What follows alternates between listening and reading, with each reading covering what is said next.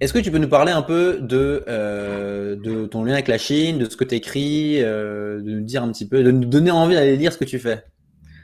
Ouais, bien sûr. Donc, ouais, mon histoire, en fait, elle a commencé il y a très longtemps.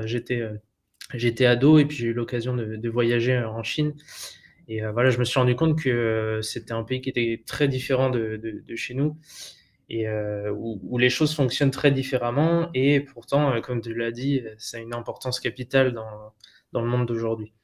Donc après, j'ai orienté toutes mes études, voilà, dans l'étude de ce pays. J'ai fait une école de commerce assez classique, avec un parcours orienté Chine. Ça m'a permis d'aller étudier là-bas, de vivre là-bas, 2 ans et demi, où j'ai fait, une fac d'économie et en fait, après avoir vécu tout ce temps là-bas et en rentrant en France, je me suis rendu compte un petit peu du fossé de connaissances qu'il y a en France sur le sujet, alors que voilà, dans nos journaux télé ou dans la presse, on entend très souvent parler des États-Unis, c'est Mm. quelque chose auquel on est exposé très souvent.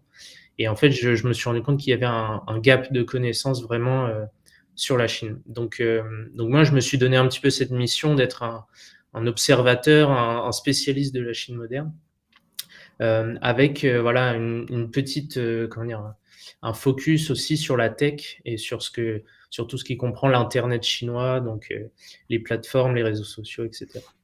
Ouais. Ok.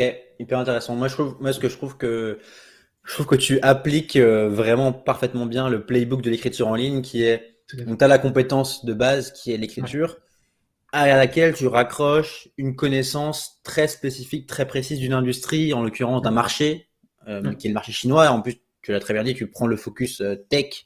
En fait, c'est ce qui fait que c'est très simple hein, comme playbook, mais ça marche en fait.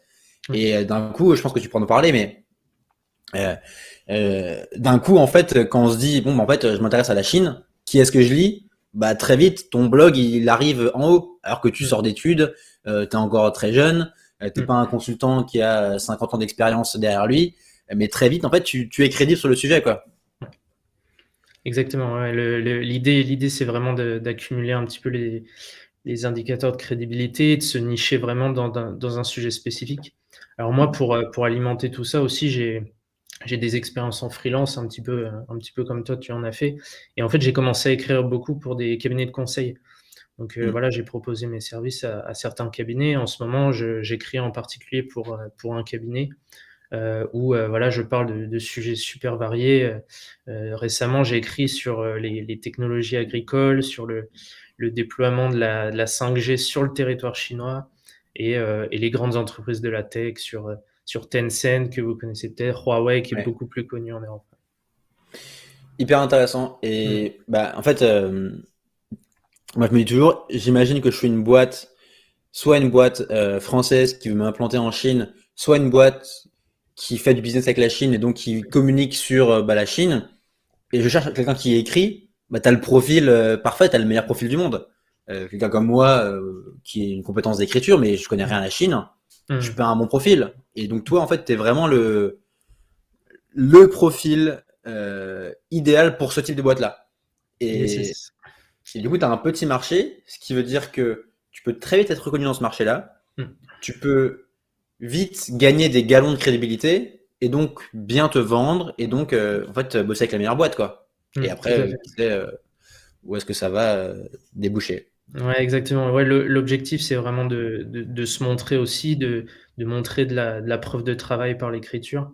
Et il y a un aspect qui est intéressant, et je crois que c'est un post qui est mis en avant sur ton Twitter, c'est que voilà, la plupart des sources qu'on consulte sur ce sujet en particulier, et moi c'est la Chine, elles sont en anglais.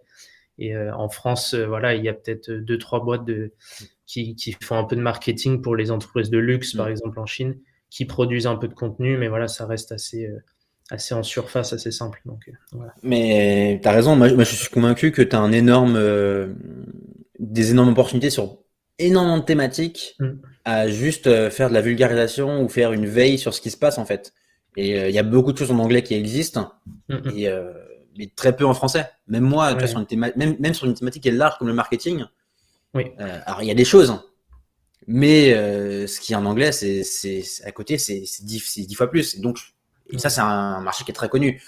Tout Tu vois, à tu fait. peux être la Chine, même de l'Allemagne, de l'Angleterre, mais il y a plein de manières d'aller chercher un positionnement qui est un peu différent, qui est spécifique. Exactement. Et je trouve que tu as un Ouais. super exemple, donc c'est pour ça que j'ai vraiment voulu te mettre en avant. Mmh.